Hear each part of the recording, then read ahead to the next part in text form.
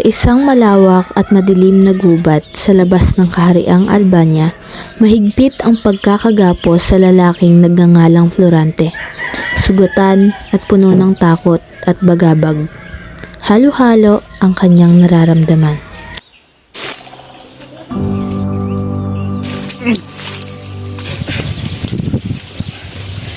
Sumpa ng kapalaran, ba't ganito ang pagkakaloob nyo? Ako naging mabuting anak at mamamayan ng Albania. Laura, iiwanan mo lang ba ako sa kagubatan? Kahit pait ng aking buhay, tila wala nagmamahal sa akin. Paalam, mahal kong Laura at bayan ng Albania.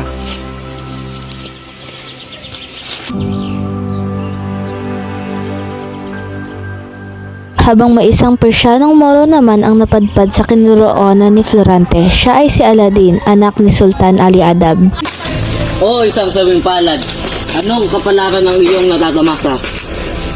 Nang biglang labis na nagulat si Aladdin nang kanyang marinig at nakita ang dalawang liyong umaaligid at papalapit kay Florante. Kaya agad niya itong pinuntahan at pinagpapatay.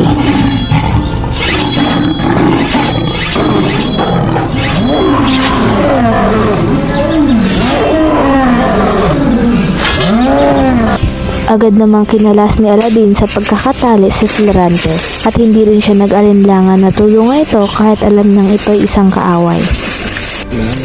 Huwag ka mag-alala, ika'y ligtas na. Halina't gagamutin ko ang iyong mga sugat. Ikaw ba yan, Laura? Oh, isang Moro, isang kalaban. Ngunit bakit mo niligtas ang buhay ko sa bingit ng kamatayan? Walang kalaban sa panahong ng gaya nito. Maraming salamat sa tulong mo, kaibigan. Ako nga pala si Aladdin. Ako nga pala si Florante. Habang sila ay naglalakbay, nagsimula na rin sila magpakalagayan ng loob. Nagpapalitan sila ng kanilang mga karanasan at kwento.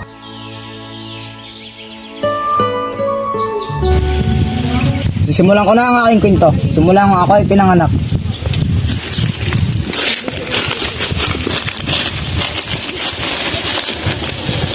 Malinaw at maayos na kwento ni Florante ang kanyang buhay. Kwento niya rin ng maayos kung paano siya muntikang dagitin ng isang mabangis na buitre nung siya ay sanggol pa lamang. Anak!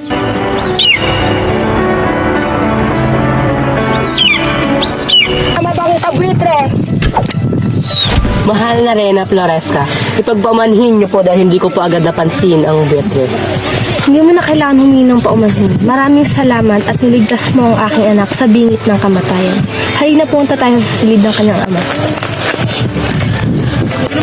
Nang isang araw naman, may isang ibong alkon na biglang dumagit sa diamante sa kanyang dibdib.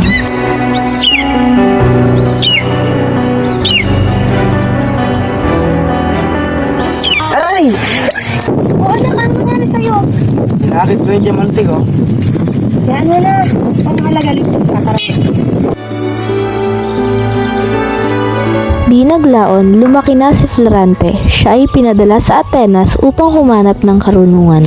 Florante, aking anak, huwag ka na umalis. Manatili ka na lang dito sa piso namin. Ngunit kailangan niya mag-aral para sa kanyang ibubuti. Inay, huwag ka pa mag-alala at ako'y mag-aaral ang mabuti at sisiguraduhin kong ako'y mag-uwi ng karangalan. Naway maging ligtas ka, anak. Mag-ingat ka, Florante, aking anak. Kahit masakit kay Reyna Floresca na mawalay sa kanyang tabi si Florante, sa huli ay pinayagan niya pa rin ito. Dahil para sa kanya, labis na kailangan ni Florante ang karunungan.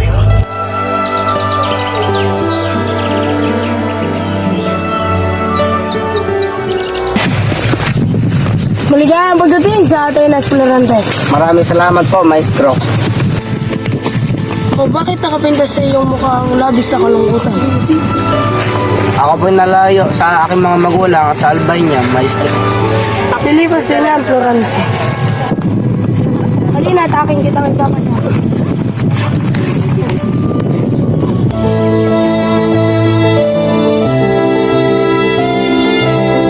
Anim na taon na malagi si Florante sa Atenas. At sa loob ng 6 na taon na ito, natuto siya ng filosofiya, astrolohiya at matematika. Sa angking galing ni Florante, di siya nahirapan manguna sa kanilang klase. Nadaig niya maging si Adolfo, kaya isang araw, nagkaroon sila ng maikling dula-dulaan. Isa kang mga agaw, lahat na lamang inapa sa iyo. Ngunit anong ginawa kong mali sa iyo? Ang nais ko lamang ay mag-uwi ng karangalan sa ating bayan. Karangalan sa ating bayan? Nasa na lahat natin siyon. Nais mo pang kunin ang akin, pati ang karangalan? Hindi na maaari yan. Dapat ka nang mamatay. Ano nangyari sa'yo, Adolfo? Bakit ka nagkaganyan? Tayo magkababayan, ngunit ano ang nais mong gawin? Dahil sa nangyari, labis itong kinadismaya at kinagalit ni Atenor. Adolfo, ito ay isang dula-dulaan lamang, ngunit ang iyong ginawa ay hindi karapat-dapat. Gusto kong bumalik ka sa Albania. Naiwan sa Atenas si Florante, mag-iisang taon na nang makatanggap siya ng liham. Gandang araw po, Liam, galing sa Karang Albania.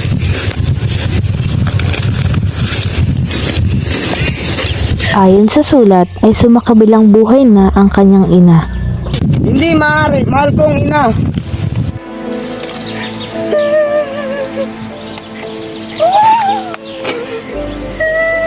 Nagpaalam si Florante na siya muna ay uuwi sa Kariang Albania kasama ang kanyang kanang kamay na si Minandro. Tabo kami. Sige, mag-iingat kayo.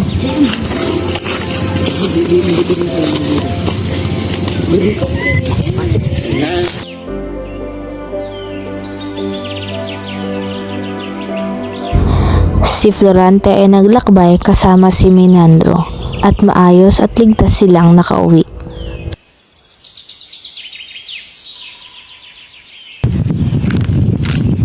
Ama, anak, nakarating ng ligtas at maayos. Noon din ay pinatawag ni Haring Linseo si Duque Briseo sapagkat ang kanilang krutona ay sinasalakay ng hukbo ni General Osmalik. Sila ay nagkaroon ng pagpupulong. Haring liin sa iyo, lahat ng katangian ng isang mandirigmahay na kay Florante. Dahil sa kanyang aking lakas at talino, masisigurado ang ating pagkapanalo.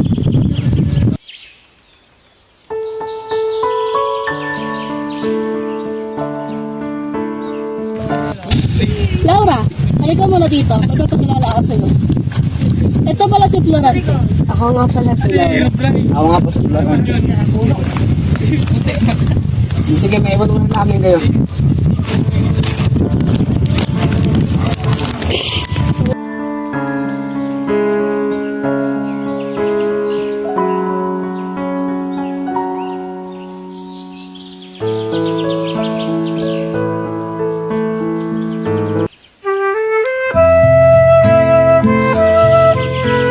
Hindi mawala sa isipan ni Florante si Laura. 3 araw siyang nanirahan sa palasyo ni Linseo at araw-araw niya itong kinikita. Mahirap pa rin kay Florante na ibigin si Laura dahil marami itong manliligaw at bumibisita dito. Kasabay rin ang katungkulan niya na digmaan sa krutona na dapat pagtagumpayan.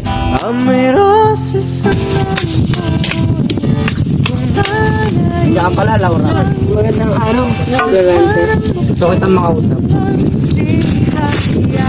O Laura, matagal ko na itong nais sabihin sa iyo.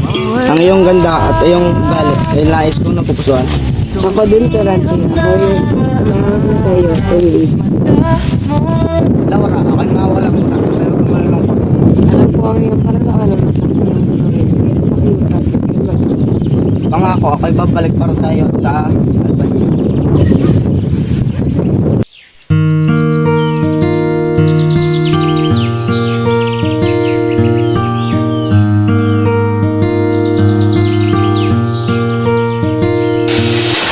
Una nilang nakasalamuha ang hukbo ni General Osmalik. Para kay Florante, isa itong matagumpay na digmaan.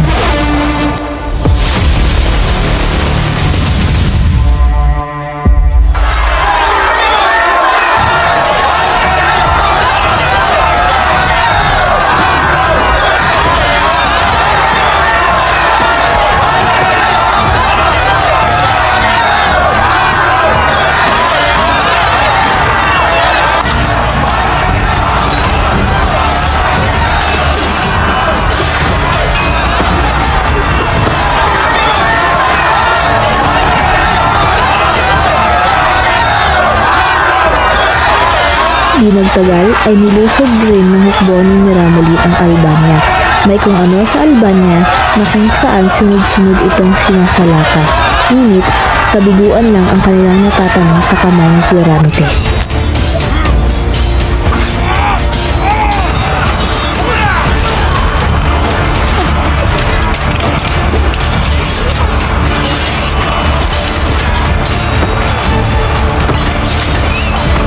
Karoon ng di inaasahang liham na tila daw ay galing kay Haring Linceo. Kaya naman agad namang nagpaalam si Florante kay Minandro upang umuwi muna kahit nakakapagtaka ito. Ano nangyari dito? Di niyo ba ako kilala?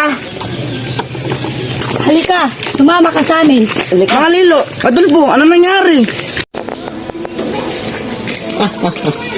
Florante. Kamusta ka dyan sa bago mong kwarto? Masaya ba? Bakit? Paano mo nakuha ang sintrong katrona? Ba't ito nagkasa sa sarili nating bayan? Nasaan ang hari? Uwama! Kawawa ka naman, nahulog ka sa akin patibong. Pinatay ko ang hari at pinagutang ko ulo ang iyong ama.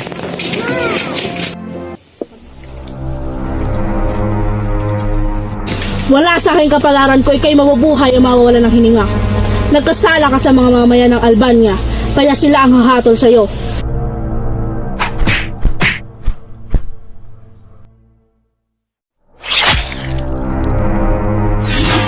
Kahit kailan, Linceo, isa kang hangal.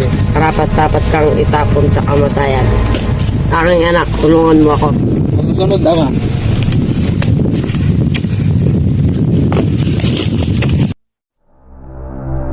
Oras na para pagbayaran yung lahat ng ginawa kataksilan.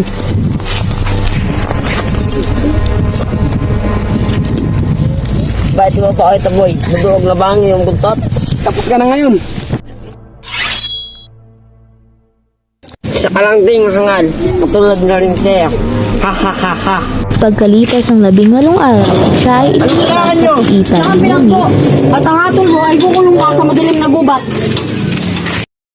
2 araw na natili si Florante na nakatali sa puno ng higera. Sumunod namang nagkwento si Aladin sa kanyang mapait na karanasan sa kanyang ama. Aladin, natalo ka na naman ni Florante at natalo na naman ang ating hukbo. Isa kang kasuklam-suklam na anak. Ngunit ama, sadya lang talagang malakas ang lalaking iyon. Kamatayan ang kapalit nito. Pugutan siya ng ulo. Ama, patawarin mo ako. Hindi ko inaasam ang pangyayaring ito. Papatawarin lamang kita kung papayag kang magpakasal sa akin si Clérida. Itilin niyo na ang buhay ko. Basta wag lang mapasa iyo si Clérida. Huwag niyo siyang sasaktan. Papayag na akong pakasalan ka. Basta hayaan niyo na siya. Huwag niyo siyang sasaktan. Sige, pakawalan niyo siya. Ngunit wag na wag ka nang babalik dito. Alis!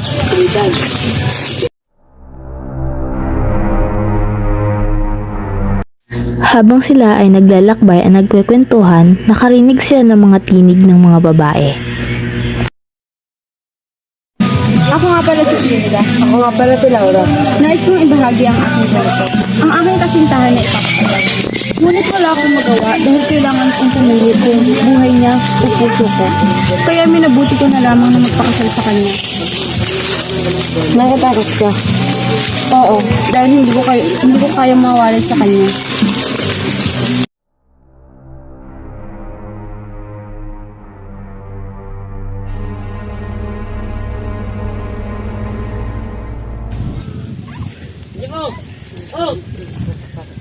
Clérida! Laura, anong nangyari sa'yo? Hindi na mo siya si Ganda Adolfo? Kaya may ganito ko sa'yo mga nangyari dito simula. Simula nung nawala ka, nagkagulo ang buong Albania at pinagtangkaan ako ni Conde Adolfo. Bakit? Anong ginagawa mo sa akin? Ito sa akin ka na, Laura. Maawa ka, wag! Maawa ka, wag! Tigil mo yan!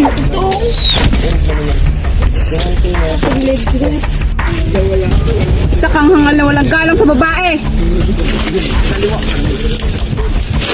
Maraming salamat, Clérida. Ngunit dahil sa'yo na kaya nangyari sa akin. Huwag ka mag-alala, ligtas ka na. Tara na. Dahil sa pagkamatay ni Haring Linceo at Duque Briseyo, namuno si Florante sa Albania. Dahil sa kanya, naging maunlad, mapayapa at bumalik sa dati ang Albania, pati na rin ang mga tao. Agad ding dinaos ang kasal ni Florante at Laura, maging si Aladin at Zirida.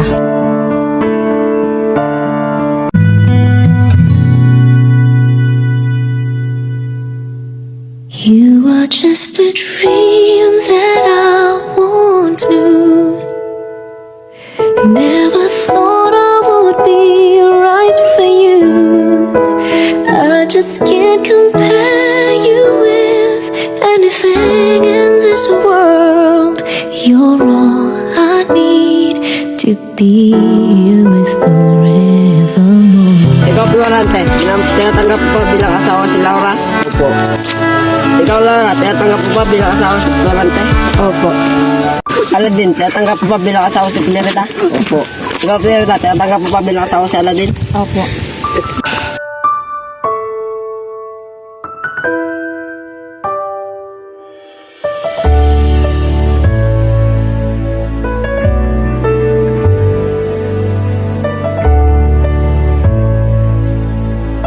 Nang mabalitaan ni Aladin na sumakabilang buhay na ang kanyang ama, siya ay nagpaalam kay Florante at Laura na siya ay babalik sa kanilang kaharian.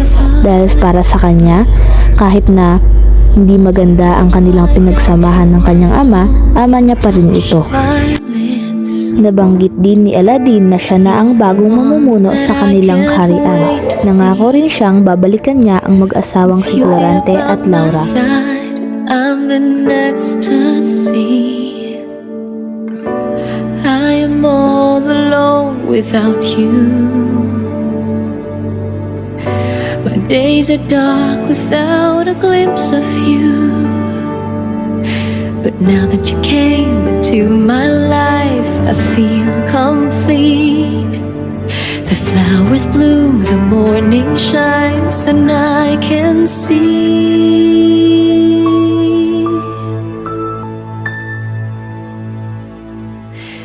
Your love is like the sun that lights up my whole world.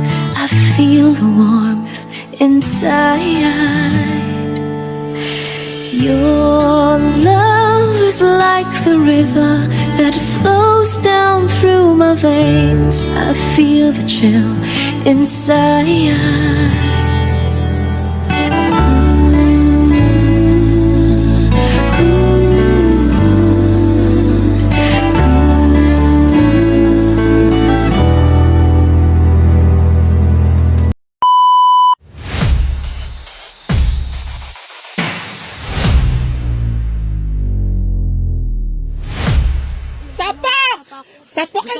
Sapok! Tapukin mo anak ko yan! Sapok! Sapok! O, tama na yung akbayan. Usap kayo, usap, usap. Tama na yung akbayan, usap! Okay, usap. Tama na yung akbayan. Usap. Si Brike. O, okay, diretso na. Sige, diretso. Kwentuhan, kwentuhan. Kwanto, bunggoy ng camera. Oh, isang sabi.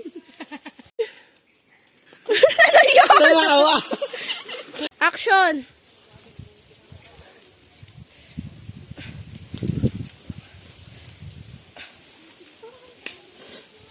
Sige pa. Takbo! Patayin mo to.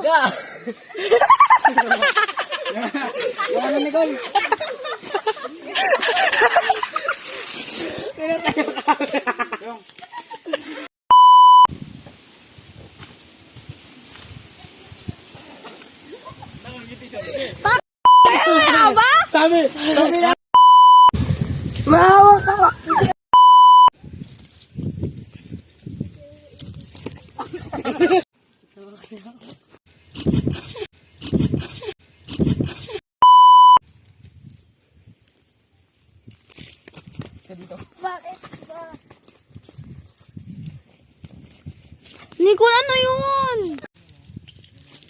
Bakit ba?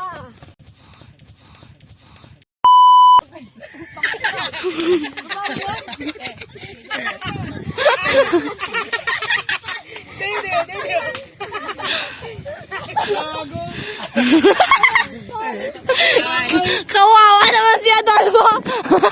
Napuruan. Nagpagdama ka man na sana, Jun. Hindi yan?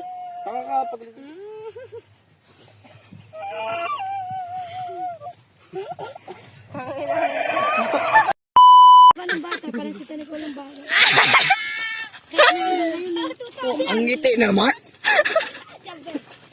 Yan, magpapagpapag ko sa iyo ang lahat na nangyari simula nung nauna ka.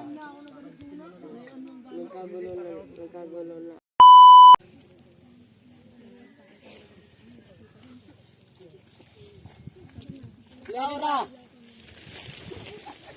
Uy, Japet! Huwag ka nakaling mahiya!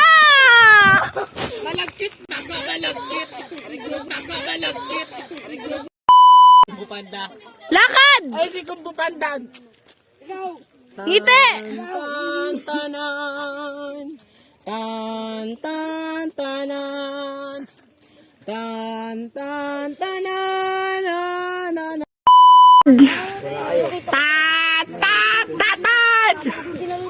Nicole, ayusin mo yung lakad mo! Tan. Yan na naman siya. Ulitin ko to. 1, 2, 3, go! Bato yung suka.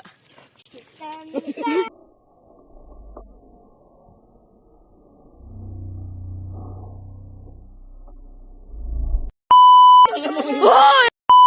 Kumusta gala niya? Pasok muna kayo. Pasok kayo dyan. Ay, no, kay Rafael. Pasok muna kayo. Ha? Merienda daw muna kayo. Merienda muna kayo. Naipinga ko pera dyan sa wallet mo. Sa wallet mo. Ay,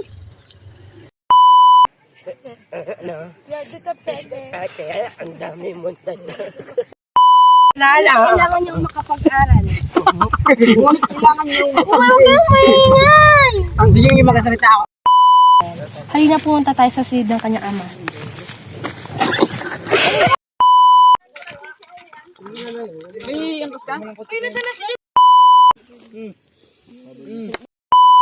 Tinginan. Ngiti. Nung ako'y kanyang akbayan. Dikit mo siya sa'yo.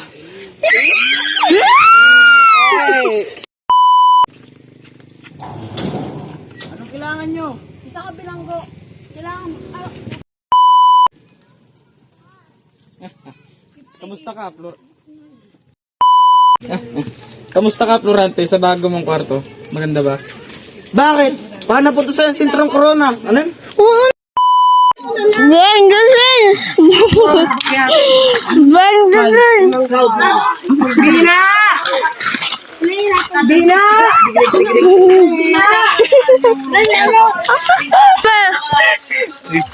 Oh! Alam mo ang ganito ba?